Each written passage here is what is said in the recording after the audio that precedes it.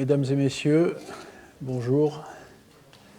Merci de poursuivre avec moi cette réflexion sur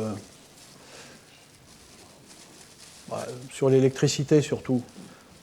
J'ai déjà commencé la semaine dernière et je vais continuer.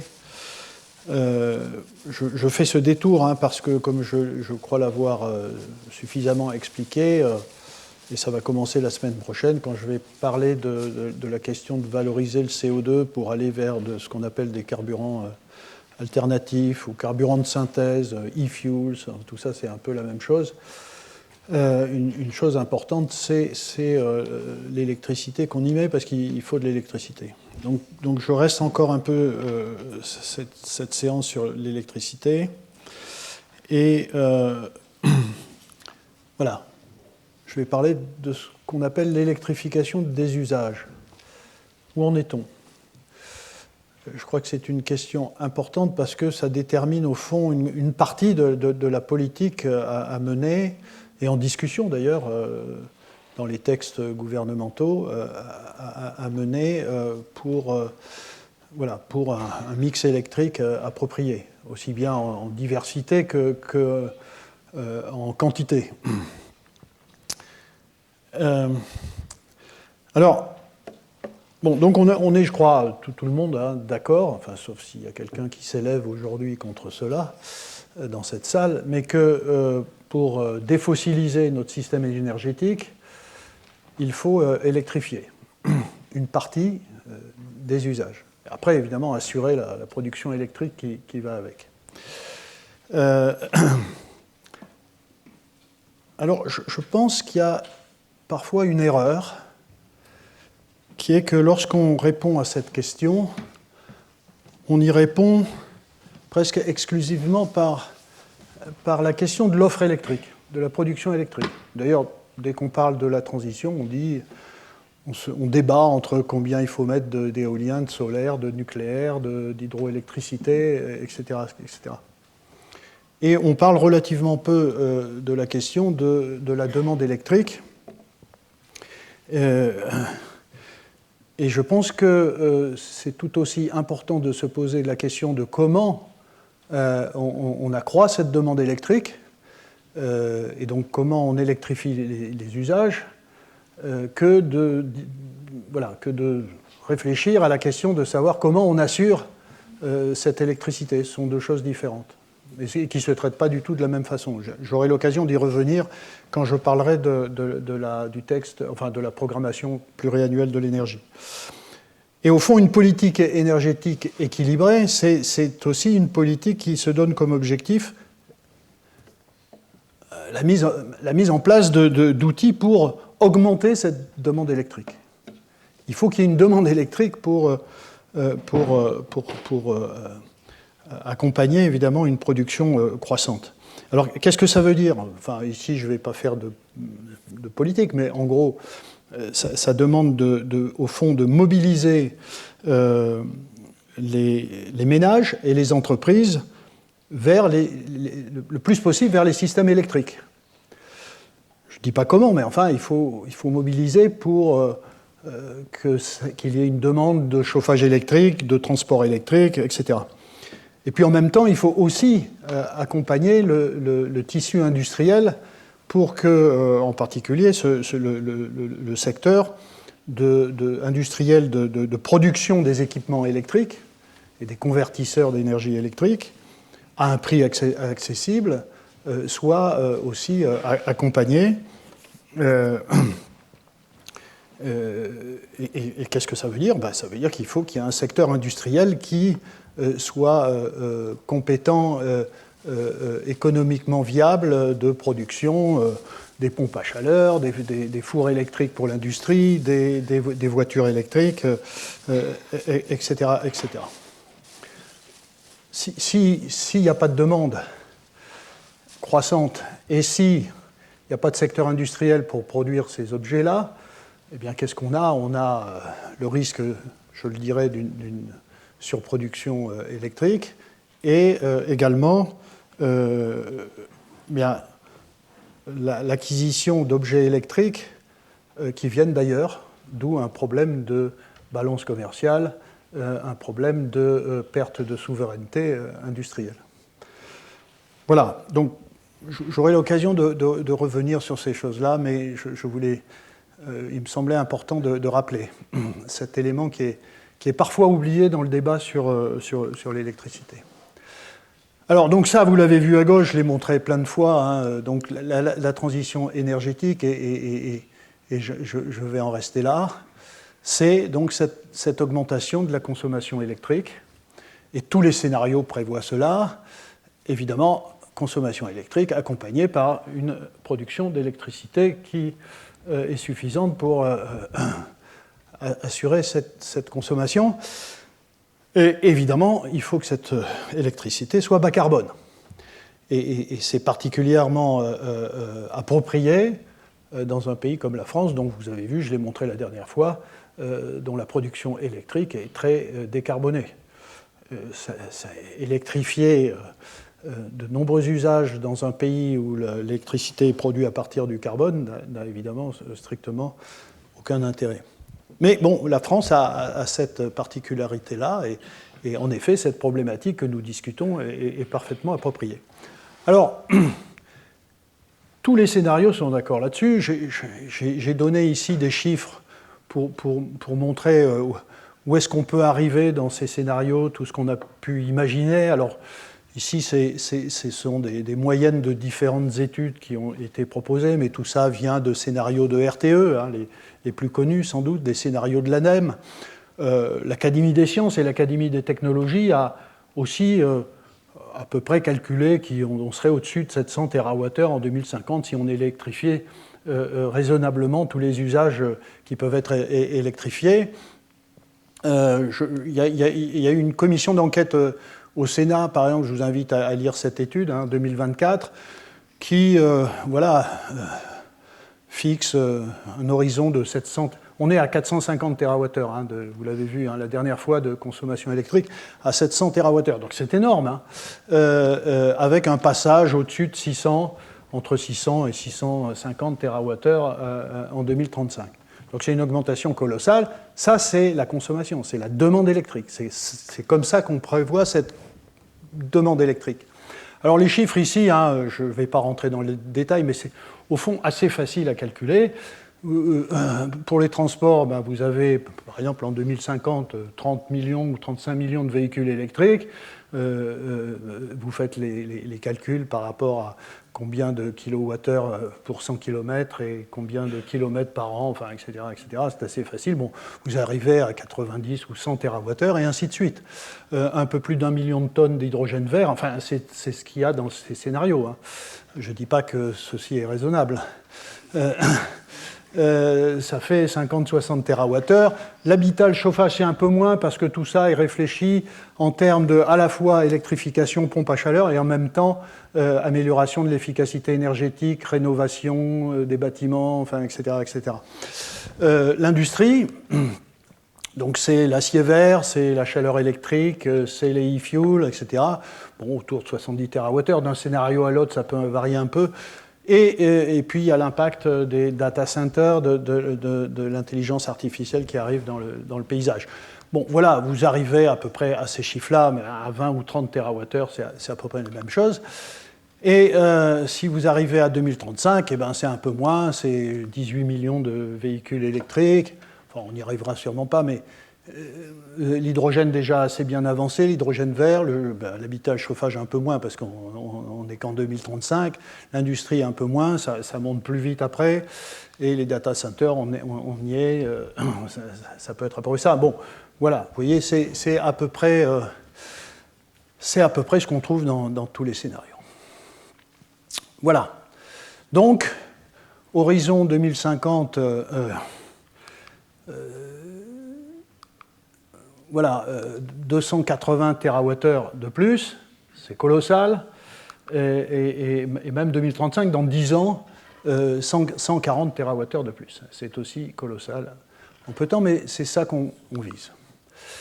Voilà, et donc ici, c'est un texte de la PPE, du texte de la programmation pluriannuelle de l'énergie, donc le texte Je reviendrai là-dessus dans 3 semaines.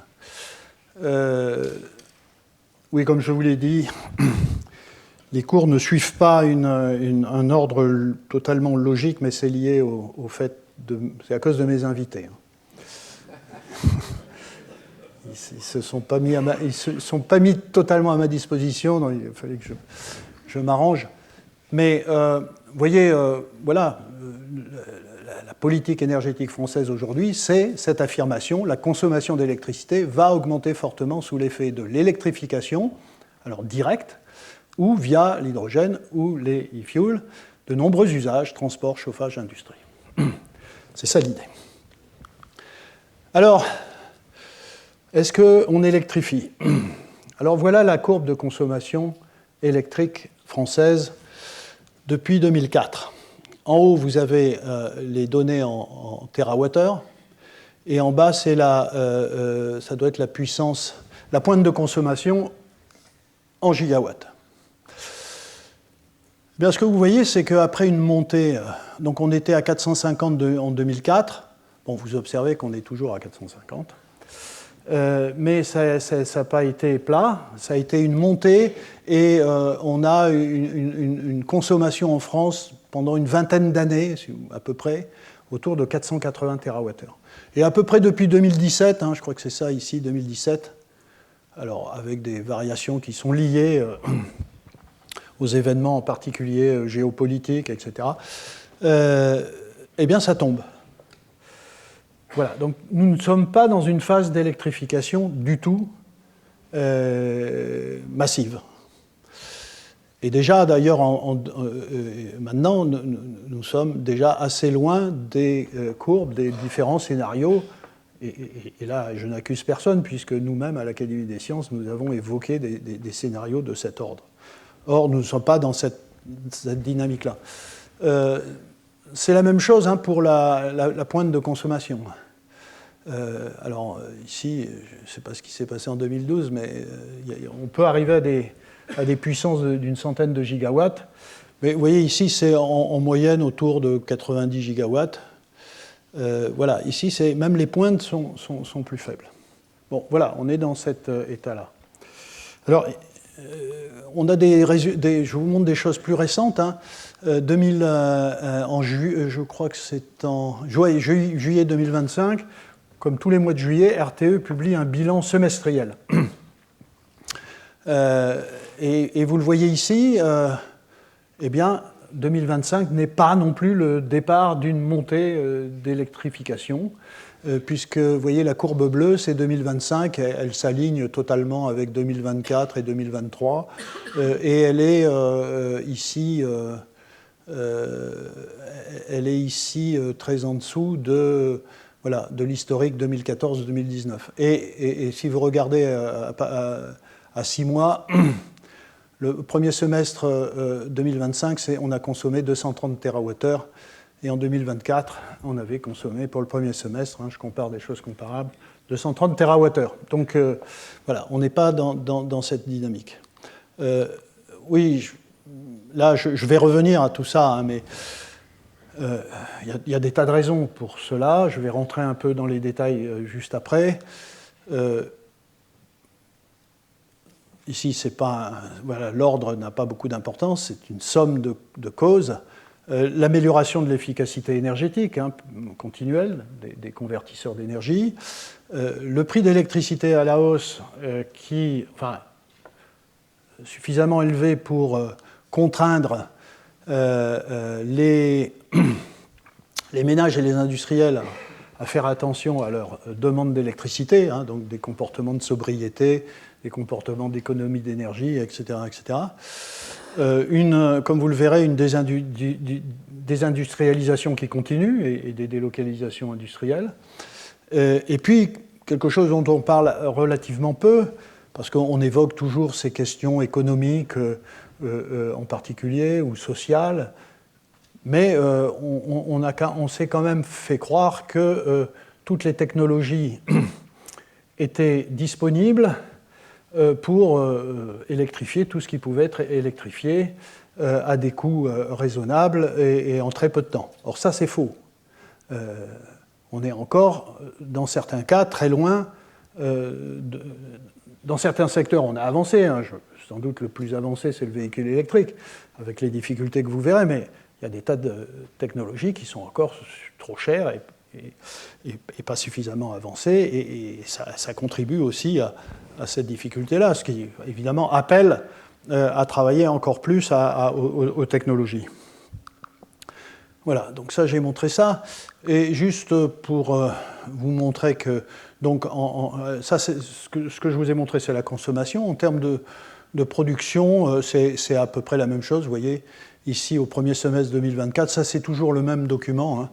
Hein, et 271 au premier semestre 2025, donc c'est la même chose. La production, mais comme vous le verrez, et comme je l'ai déjà dit la dernière fois, elle est très largement supérieure à la consommation. D'ailleurs, on le voit ici, j'ai dit 230 TWh de consommation. Ici, on est à 270 de production, donc il y a 40 TWh de plus. Qu'est-ce qu'on voit? Tout ça, c'est pareil, mais il y a des choses qui bougent. Le nucléaire augmente, le solaire augmente, et puis ça diminue du côté de la production hydraulique et de l'éolien. Voilà, et donc j'ai dit que la différence, 40 TWh, on en exporte 37. C'est le deuxième record après 2024. Et juste ici pour montrer nos principaux acheteurs, c'est l'Italie, la Grande-Bretagne et l'Allemagne. Bon, j'avais déjà dit ça la dernière fois.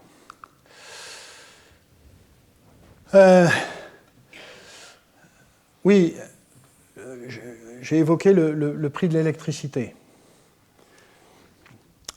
Alors ici, c'est la valeur du prix spot hebdomadaire moyen de l'électricité. Et on est... alors, voilà, en violet foncé, voilà, 67 € par mégawattheure. Et comme vous le voyez, c'est supérieur au prix moyen 2024, où on était à 47, et c'est inférieur à 2023, où on avait une moyenne de 111, toujours sur les semestres. Donc vous voyez, les prix de l'électricité varient énormément, mais ils peuvent descendre jusqu'à 47, c'était le cas de 2024, ils peuvent être haut en 2023, mais ça pour des raisons que vous savez, hein, c'est les difficultés de la production électrique liées à plusieurs choses. Le prix de l'électricité dans le marché de l'électricité, hein, j'y reviendrai. Le nucléaire qui n'avait pas encore retrouvé toute son efficacité. Bon, voilà, donc 67 €, c'est beaucoup plus que 47. Donc il y a eu une augmentation du prix de l'électricité en un an, et ceci, évidemment, ne favorise pas l'électrification.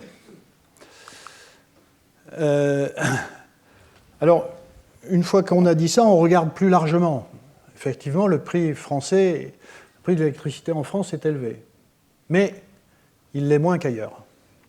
Et à part l'Espagne, vous voyez, avec un prix moyen de 62 € par mégawattheure, hein, toujours sur la même période, vous voyez que les autres pays, l'Allemagne est à 91, les Pays-Bas à 90, la Grande-Bretagne à 105, ici je ne sais pas ce que c'est, 80 et quelques.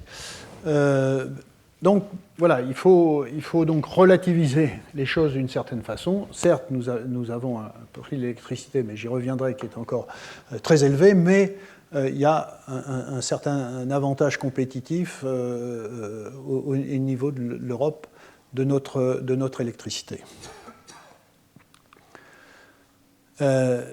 Autre caractéristique, dans une situation d'excès de production électrique, on se trouve dans des situations où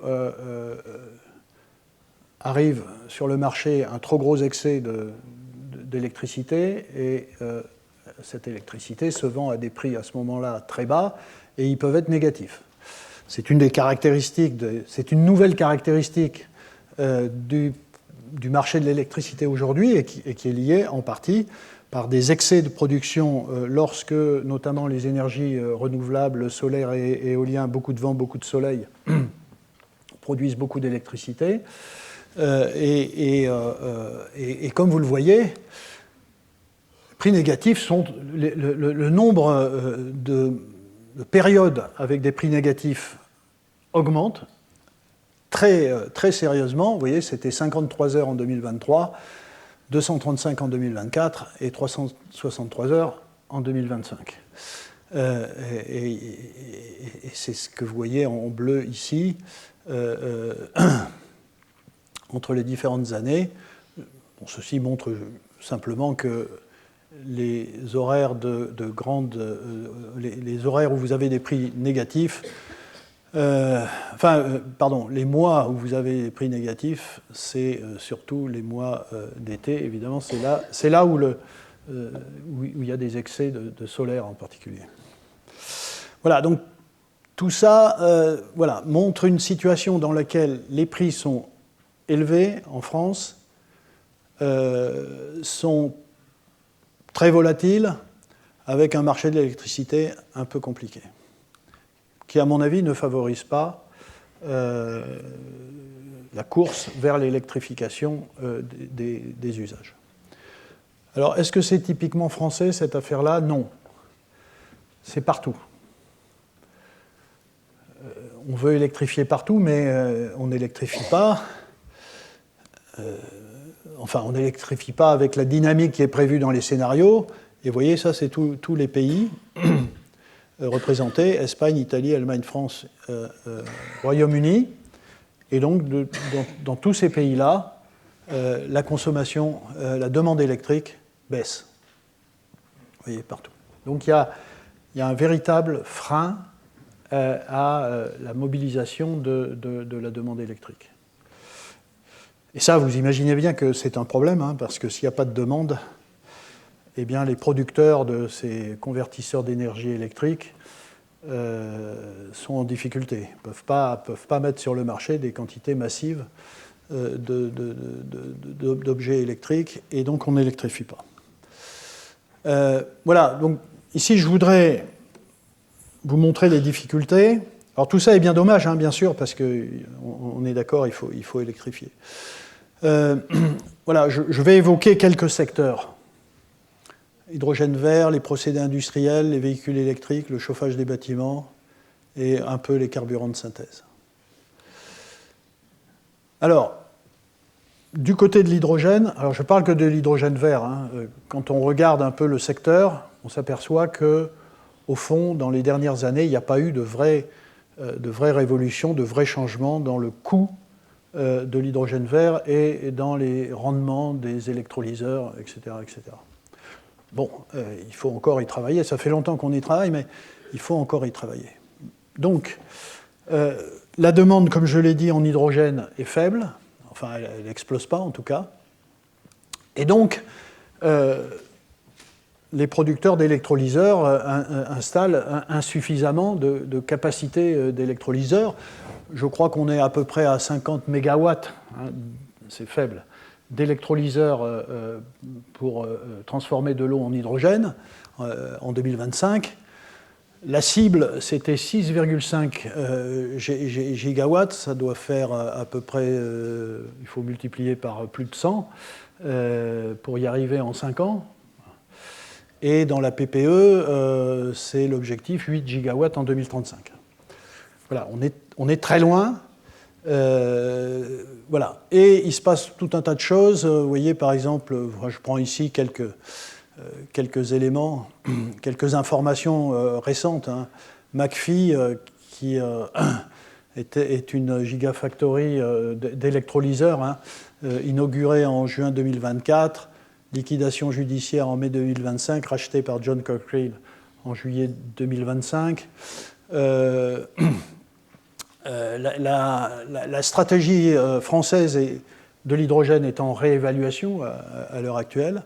et avec une priorité qui est donnée à l'introduction de l'hydrogène vert dans l'industrie plutôt qu'au transport hydrogène. Airbus a suspendu, je crois, la mise au point de son avion à hydrogène. Stellantis a mis fin, vous voyez, en juillet 2025, tout ça c'est il n'y a pas très longtemps, hein, à son programme de véhicules utilitaires à hydrogène. Voilà, et le coût de l'hydrogène, comme vous vous souvenez de la dernière fois, l'hydrogène plus le CO2, c'est ça qui fait les carburants de synthèse. Si le prix de l'hydrogène est cher, celui des carburants de synthèse est encore plus cher. Et aujourd'hui, un kérosène synthétique est 5 à 8 fois plus cher que le kérosène fossile.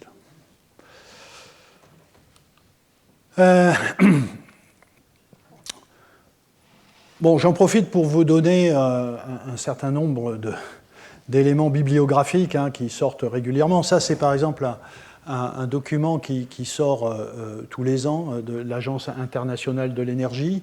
Ça s'appelle Global Hydrogen Review. Alors, c'est 2025, c'est sorti il n'y a pas longtemps. Et voilà ce que dit l'AIE, l'Agence internationale de l'énergie. Le portefeuille de projets en cours a chuté en un an. En termes de projet, il y avait le projet de produire 37 millions de tonnes par an en 2030, et c'était 49 millions. Tout ça, c'est des projets, c'est pas ce qui est produit. Voilà. Donc, la production potentielle est en baisse à la fois pour les projets par électrolyseur et pour ceux utilisant des énergies fossiles avec captage et stockage du carbone. Même si les projets par électrolyse représentent à eux seuls 80% de la baisse enregistrée. Voilà, ça c'est récent, vous voyez, septembre 2025. Donc, grosse difficulté sur ce secteur. L'acier vert. Alors, je vous rappelle, l'acier, c'est presque 10% des émissions mondiales de CO2. Donc, en effet, c'est un secteur qui est très scruté et sur lequel il faut en effet travailler pour trouver des alternatives aux procédés actuels de production de l'acier. Alors ici, c'est très simple, c'est plus compliqué que ça, mais c'est juste pour vous montrer que de l'acier, c'est du fer métallique qui vient des oxydes de fer de la nature, et ces oxydes donc nécessitent d'être réduits.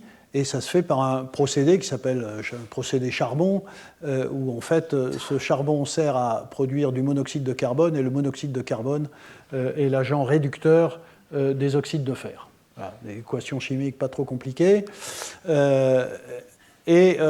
Évidemment, vous voyez que tout ça s'accompagne d'une production importante de CO2, et une tonne d'acier, c'est à peu près 2 tonnes de CO2 produites. Donc c'est vraiment un gros émetteur de CO2, c'est ce que je disais. Alors, les alternatives, du point de vue chimique, c'est quoi? C'est d'utiliser un autre réducteur que le monoxyde de carbone, et donc c'est le procédé à hydrogène. Si l'hydrogène est un réducteur, et donc vous pouvez imaginer un procédé, et c'est d'ailleurs des choses qui sont travaillées, la transformation de l'oxyde de fer en fer métallique par réaction avec l'hydrogène. Alors évidemment, il faut que ce soit de l'hydrogène vert, dont on vient de dire qu'il est coûteux et difficile à utiliser. Vous avez une autre stratégie moins mature, je dirais d'une certaine façon, c'est l'électrolyse directe de l'oxyde de fer. Voilà. Là, avec ces stratégies-là, vous pouvez arriver pour la production d'une tonne d'acier à l'équivalent de 0,2 tonnes de CO2. Donc là, c'est très intéressant, c'est un facteur 10 de réduction des émissions de CO2. Donc tout ça montre qu'il est intéressant de travailler à ces technologies. Bon, la réalité, c'est que ça non plus, ça n'avance pas beaucoup. Bon, d'abord, d'une manière générale, notre industrie sidérurgique est en très grande difficulté. Bon, ici, vous voyez le nombre de hauts fourneaux en France. Bon, on part de loin, mais voilà, ça continue à diminuer. Vous voyez ici le nombre d'emplois dans l'acier en Europe, hein, vous voyez, qui est en diminution. Vous voyez évidemment un compétiteur sérieux qui est la Chine. Alors, comme vous le savez, ce n'est pas uniquement dans ce secteur-là. Hein. Et vous voyez que depuis très peu de temps, il y a une montée très sérieuse des exportations d'acier chinois dans le monde.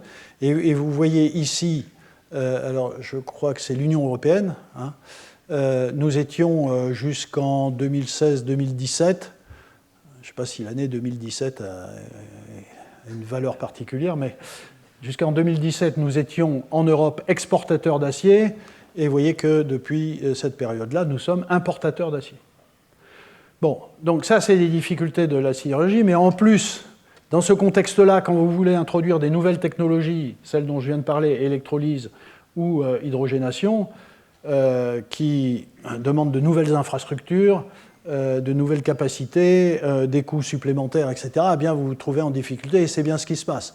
ArcelorMittal, me semble-t-il, a suspendu son projet d'acier vert, hein, à Fos-sur-Mer et Dunkerque. C'est dommage parce que ces endroits-là sont des gros centres d'émissions de CO2, il faut y travailler pour l'industrie. Alors, c'est quoi les problèmes? C'est évidemment le prix de l'énergie, tout ça, il y a besoin d'énergie, c'est la surproduction de l'acier chinois qui se déverse en Europe, c'est les charges fiscales, c'est la demande intérieure faible. Hein. Bien sûr, hein, si vous avez, comme vous le verrez, une industrie automobile qui est moins active, si vous avez le secteur de la construction qui est en baisse, et bien, tout ça demande de moins en moins d'acier, et donc ça va en parallèle. Et puis vous avez plus récemment hein, les barrières douanières américaines. Voilà, alors tout ça se traduit par, un peu partout en Europe par des suppressions d'emplois. Hein. ThyssenKrupp, hein, c'est une grosse entreprise sidérurgique qui est elle aussi en difficulté. Il n'y a pas que la France. Alors, ici, il y avait un projet intéressant dans l'Union européenne, notamment en Suède, l'entreprise Stegra, vous voyez, qui était partie pour faire de l'acier vert, donc réduction directe par l'hydrogène, avec un objectif de 2,7 millions de tonnes en 2027, puis 4,5 millions de tonnes par an. Voilà. Alors, des entreprises comme ça, vous voyez, le PDG d'ArcelorMittal, en mai 2025, c'est il n'y a pas longtemps, la rentabilité de cette transition n'est pas suffisante, l'hydrogène vert n'est pas encore une source d'énergie viable, la réduction directe du fer n'est pas compétitive. Voilà ce que affirme le secteur sidérurgique. Et Stegra, qui veut être le pionnier de la production d'acier vert avec de l'hydrogène dans le nord de la Suède, cherche des fonds pour éviter la faillite. Vous voyez, les choses se passent très très vite. Ça, c'était en octobre 2025. Et voilà, de quoi faire craindre un nouvel épisode Northvolt, j'y reviendrai. Donc, hydrogène, difficile, acier, difficile, mobilité. Alors, mobilité, il y a, avant d'arriver aux véhicules électriques, hein, parce que le thermique, il n'est pas vert, mais il faut quand même constater une difficulté du secteur automobile. Alors,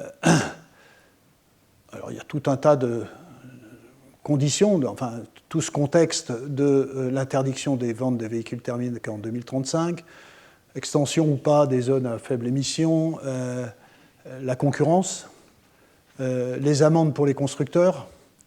Donc, l'Union européenne a établi des réglementations en termes d'émissions pour les constructeurs automobiles. Au-dessus d'une certaine valeur, il y a des amendes. Et la valeur ici de 81 grammes par kilomètre, c'est pour 2025. Et tout ça peut coûter cher à l'industrie automobile, en effet,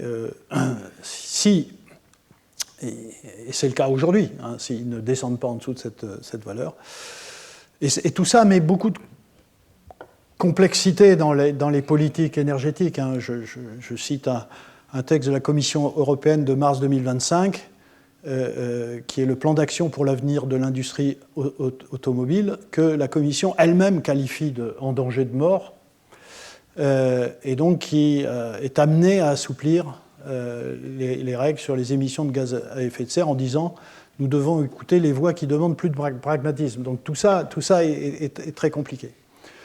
Et tout ça se traduit par un marché automobile en difficulté, des fermetures d'usines, des plans sociaux, des pertes d'emplois, y compris dans les très grosses boîtes, Michelin, Stellantis, Volkswagen. Beaucoup de problèmes dans les équipementiers automobiles. Valeo, Forvia. Forvia annonce 10 000 emplois supprimés en 5 ans. Bosch, qui est le numéro 1 mondial des équipementiers automobiles, c'est suppression de 13 000 emplois. Enfin, voilà, la situation est extrêmement difficile. Vous voyez, ici, j'essaye d'avoir les informations les plus récentes, mais en 2025, donc, ce qui se passe actuellement, vraiment, en termes de voitures, alors prenons la somme des véhicules légers, voitures particulières et véhicules utilitaires légers, ces deux parties sont... enfin, celle-ci est la somme des deux, mais voilà, une baisse de 7,67% du marché automobile, si on compare dans la même période par rapport à 2024. Alors, en ce qui concerne le véhicule électrique, où est-ce qu'on en est? C'est le secteur qui paraît le plus favorable. On sait faire des batteries, peut-être pas en France, mais on sait faire des batteries électriques. On a tous vu, certains d'entre vous ont des véhicules électriques. Voilà, tout ça est bien enclenché. Mais, à nouveau, on est en difficulté. En 2024, il y a eu une baisse des immatriculations de véhicules électriques. La part de marché, certes, 16%, c'est intéressant, mais certainement insuffisant. On a une compétition avec, enfin, on a, il faut le dire, pas encore réussi à installer un secteur industriel très fort de production de batteries à l'échelle française et européenne. Et donc, on a tout un tas de conséquences. Plusieurs projets de gigafactory de batteries ont été annulés ou suspendus en Europe. Et puis, il y a le cas exemplaire, je l'ai évoqué tout à l'heure, c'est la faillite de Northvolt en 2024. Northvolt, en effet, c'est le plus exemplaire parce que c'était le projet européen le plus abouti en matière de production de batteries, avec un investissement colossal de 14 milliards d'euros, et avec des actionnaires prestigieux, Volkswagen, BMW, etc. Et voilà, cette entreprise, alors à la fois pour des raisons techniques et de coût, sans doute, ne sont pas arrivés à faire des batteries fiables. Les clients se sont désengagés, BMW, Volkswagen, et ça a été la faillite. Tout ça est assez inquiétant, mais voilà, je voulais vous montrer la réalité. La réalité, c'est que sans doute le coût du véhicule électrique est encore trop élevé. Alors à nouveau, le prix de l'électricité qui impacte sur l'utilisation des véhicules électriques.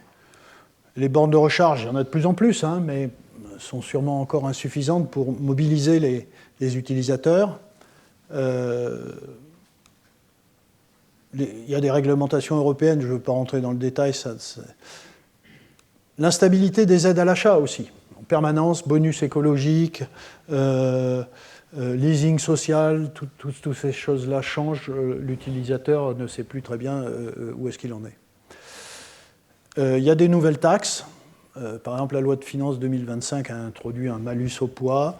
Et puis surtout, il y a la concurrence chinoise qui, là aussi, après avoir déversé l'acier en Europe, déverse ces voitures électriques. Mais elle ne les déverse pas tant que ça, parce que par ailleurs, il y a des taxes à l'importation qui fait que ça reste encore cher. Donc, grande difficulté. Et là encore, quand vous interviewez les responsables de ce secteur industriel, voilà ce que vous entendez. Ici, c'est le patron de Stellantis. Le marché automobile européen est en chute depuis maintenant 5 ans. Au rythme actuel, le marché pourrait être plus que divisé par 2 d'ici à 2035.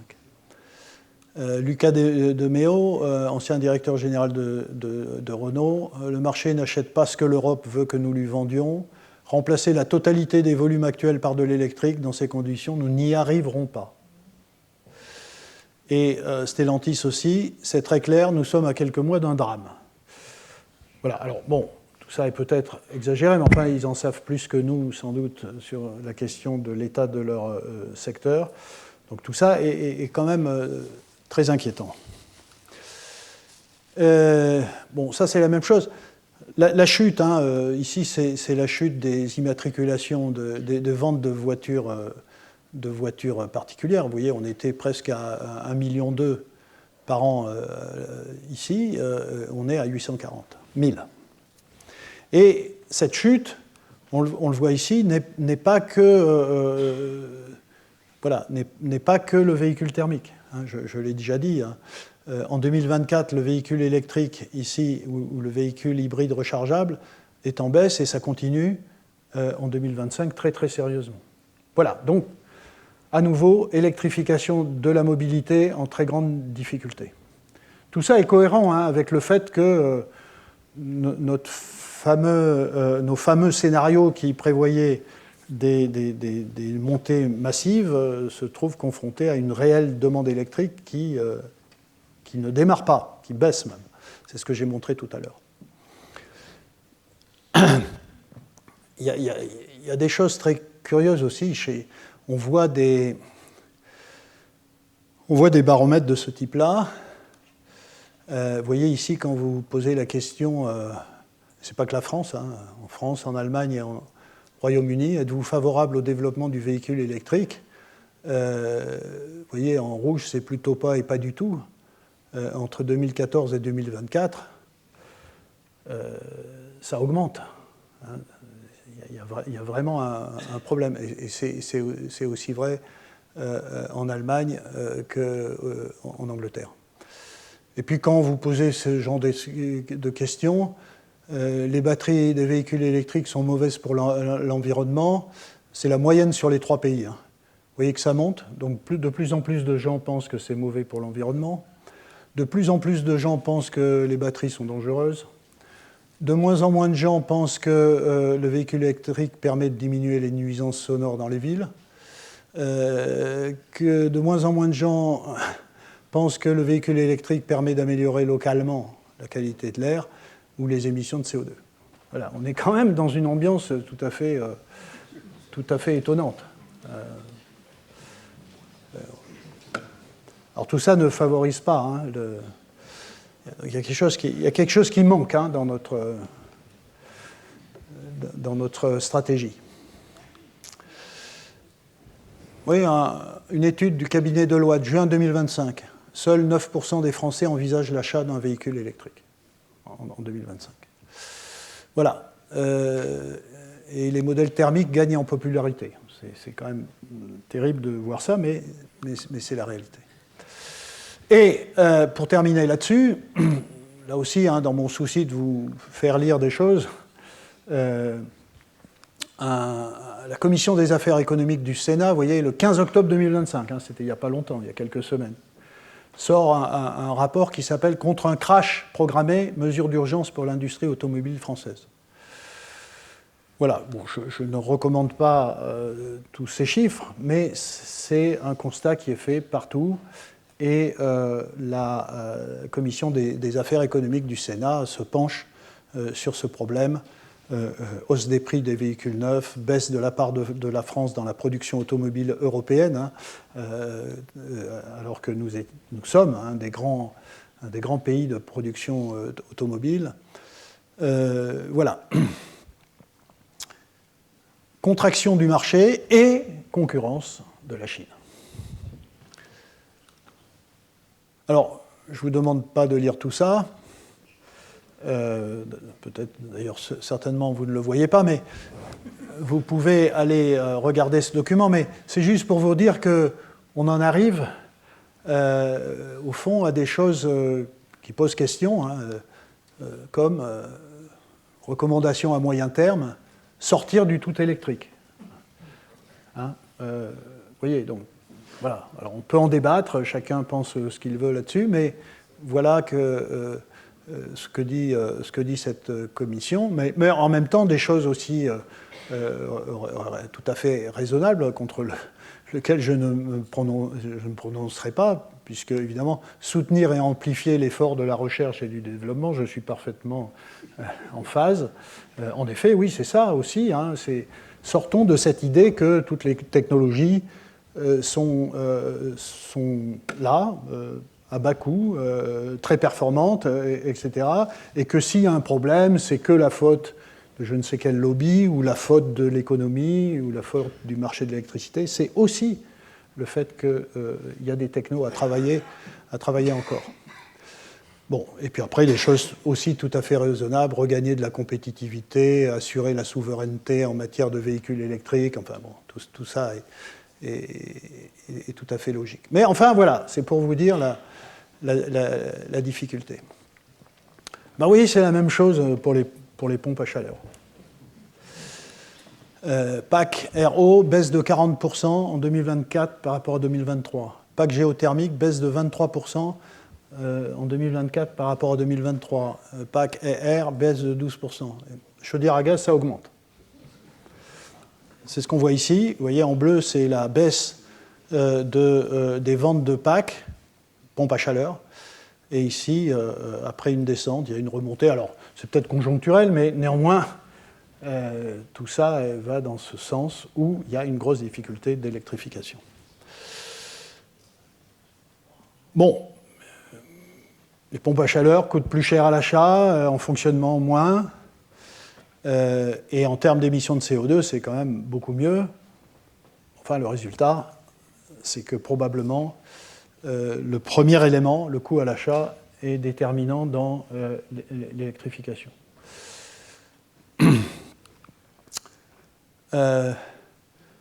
Industrie, voilà la part de l'industrie dans le PIB français.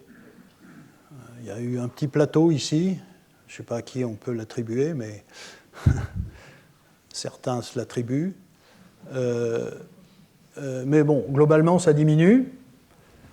Donc, l'industrie pesant moins, elle risque sans doute de ne pas peser plus pour l'électrification.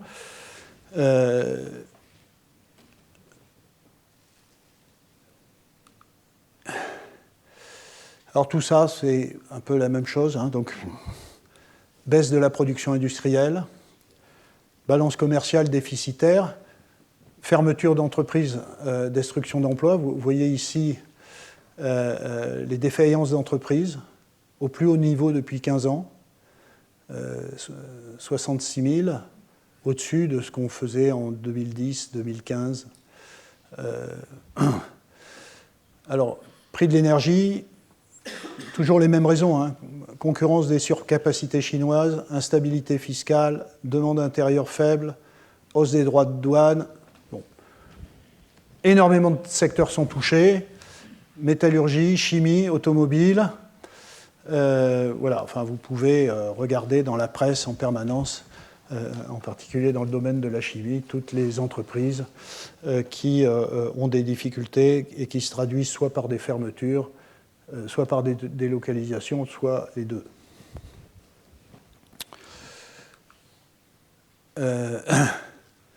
Voilà, et donc ça, voilà, donc industrialisation, électrification de l'industrie, bah vous avez ici la tendance, ça diminue, ça n'augmente pas.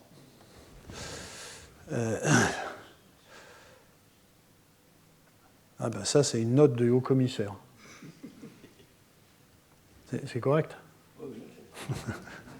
Voilà, et c'était il n'y a pas longtemps, hein, 10 juillet. Voilà. Alors, je termine sur une considération sur le prix de l'électricité. Donc, ici, comme je l'ai dit, on peut regarder ça d'abord. La moyenne annuelle des prix spot horaires était autour, vous voyez, de moins de 50. 2019, bon, il y a eu la 2022, hein, ça c'est la reprise post-Covid, la faiblesse du nucléaire, la sécheresse, le prix du gaz élevé à cause de la guerre entre la Russie et l'Ukraine, etc. Donc ça c'est monté très haut. Hein. Et puis c'est redescendu. Mais ici, comme vous le voyez, c'est ce que j'ai dit tout à l'heure, on est autour de 60 et quelques euros par mégawattheure. C'est mieux que tous les autres pays européens, on le voit aussi dans cette courbe, à part l'Espagne qui est à peu près comparable.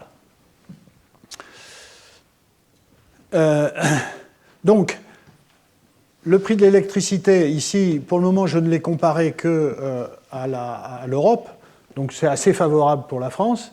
Mais quand vous le comparez maintenant à la Chine, ou vous comparez l'Europe à la Chine et aux États-Unis, ben voilà les courbes que je vais commenter. Ici, c'est le rapport des prix de détail pour l'industrie.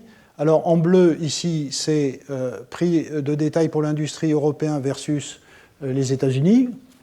Et vous voyez qu'on est pas loin on est au-dessus d'un facteur 2.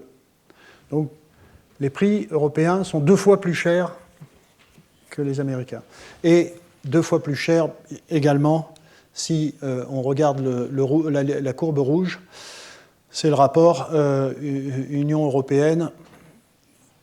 Oui, EU, c'est pas États-Unis, c'est European Union et Chine. Voilà, donc on a un facteur 2.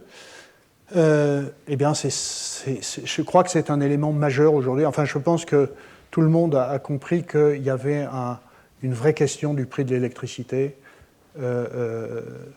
Enfin, il y a 2 choses. Il y a le prix de l'électricité et il y a les technologies. Donc il y a un problème économique, il y a un problème technologique, il faut travailler sur les deux. Moi, je ne maîtrise à peu près que le problème technologique, je ne suis pas un économiste, mais je mets sur la table le fait que tout le monde s'accorde pour dire qu'il y a un problème avec le prix de l'électricité et que c'est ça qui peut en partie bloquer le processus d'électrification que nous souhaitons tous. Alors pourquoi ce prix est élevé? Alors, nous importons du gaz qui est de plus en plus cher. Il y avait le gaz russe pour l'Europe, il y en a moins, il n'y en a pas plus du tout, hein, on continue. L'Europe a importé du gaz russe. Mais il y a surtout du gaz naturel liquéfié qui vient d'ailleurs, donc qui coûte beaucoup plus cher, puisqu'il faut le liquéfier, le transporter, le gazéifier à nouveau, enfin, etc. Donc ça coûte plus cher.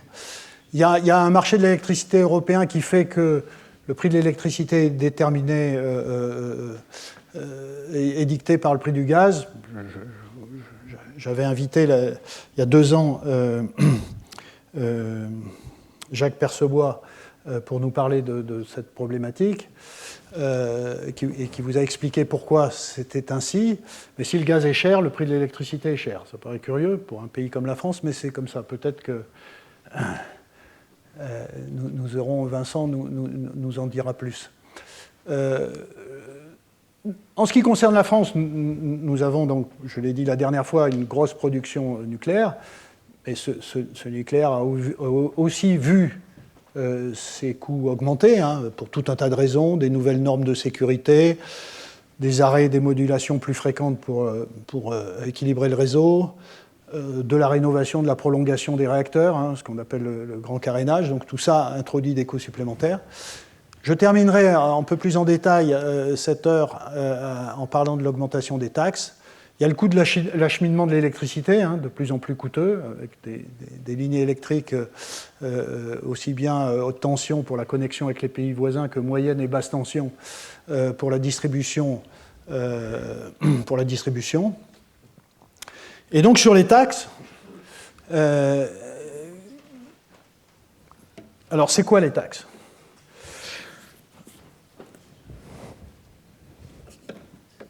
La facture d'électricité, pour simplifier, c'est trois choses qui pèsent à peu près le même poids. C'est d'une part, à la louche, hein, c'est un tiers de fourniture, c'est la production, un tiers d'acheminement, c'est le transfert de cette électricité du site de production à ceux qui l'utilisent, et puis des taxes. Alors c'est assez compliqué, les taxes ont varié dans le temps récent en termes d'appellation en particulier. Et donc la taxe aujourd'hui dont il faut parler, c'est l'accise, ce qu'on appelle l'accise sur l'électricité. Anciennement CSPE. Alors cette taxe-là, c'est un impôt qui sert à plusieurs choses, en particulier à financer la politique de soutien aux énergies renouvelables. Alors je le redirai plus tard, mais comme c'est un impôt et que ce ne sont pas les utilisateurs de l'électricité enfin, c'est un impôt dans le sens où ce qui est prélevé est remis dans le budget de l'État. Donc c'est le contribuable qui contribue à cette politique. Il y a une péréquation tarifaire pour les zones qui sont non interconnectées, la Corse, les départements d'outre-mer. Il y a des dispositifs sociaux pour les situations de précarité énergétique, etc. Puis il y a d'autres taxes, la TVA, etc. Enfin, tout ça compte pour un tiers. Donc un tiers du prix de l'électricité, ce sont les taxes. Bon, évidemment, il y a beaucoup de débats là-dessus sur est-ce que c'est là qu'on peut jouer pour diminuer le prix de l'électricité et favoriser un accès à l'électricité. Alors évidemment, quand vous diminuez des taxes dans un pays qui cherche à les augmenter pour équilibrer des budgets, c'est difficile. Enfin, voilà ce qui s'est passé quand vous regardez l'évolution du montant de l'accise sur l'électricité depuis le début des années 2000. Voilà, c'est une augmentation tout à fait importante. Donc il y a eu une augmentation des taxes.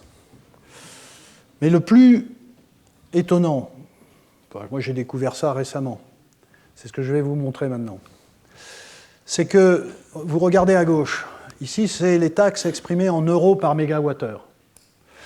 Vous observez tout de suite que si l'essence et le gazole sont les plus taxés, l'électricité, alors hors bouclier tarifaire, oui, parce que ça c'est le bouclier tarifaire, hein, le fait qu'il n'y avait pas de taxe en 2022.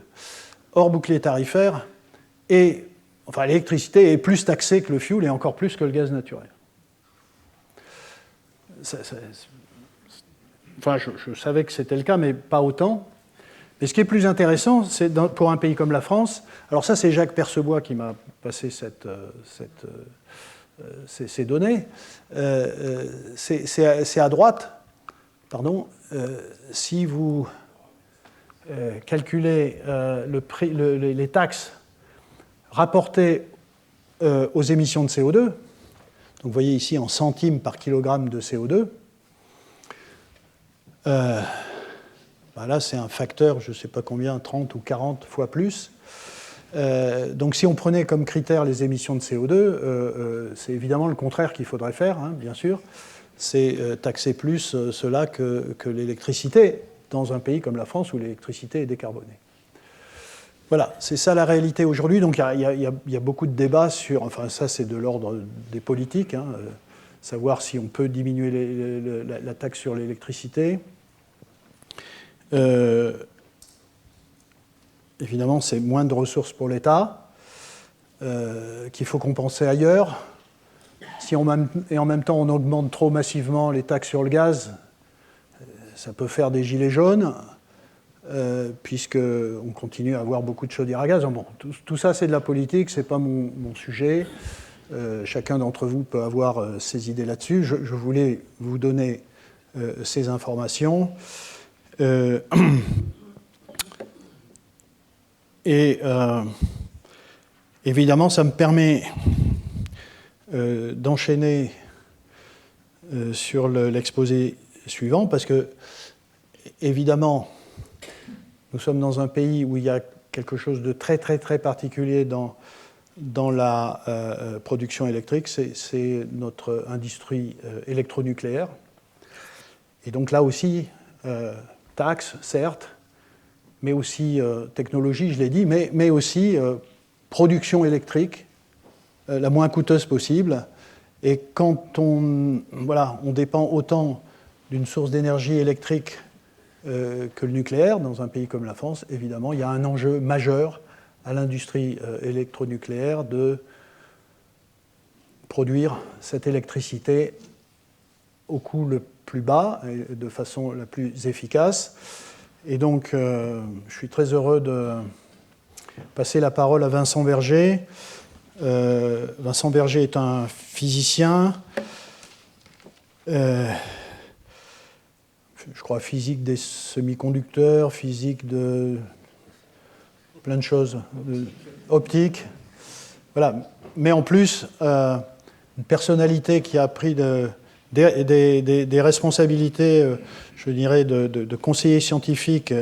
Alors, plein d'engagements. Il a été président de l'université d'Hydro, début des années 2000. Je crois que c'est là qu'on s'est connus. Je présidais le conseil scientifique de la ville de Paris à cette époque, et c'est là que nous nous rencontrions parfois. Et ensuite, Vincent a été conseiller, enseignement supérieur et recherche de François Hollande. Et puis, il est parti au CEA en 2015 pour diriger, alors peut-être ça n'existe plus sous ce nom-là, Direction de la recherche fondamentale. Et depuis 2023, il est maintenant haut-commissaire à l'énergie atomique et qui lui donne une voix importante dans la réflexion sur la transition énergétique et plus spécifiquement sur l'énergie nucléaire. Je suis très heureux que tu aies accepté de venir. Je te passe la parole.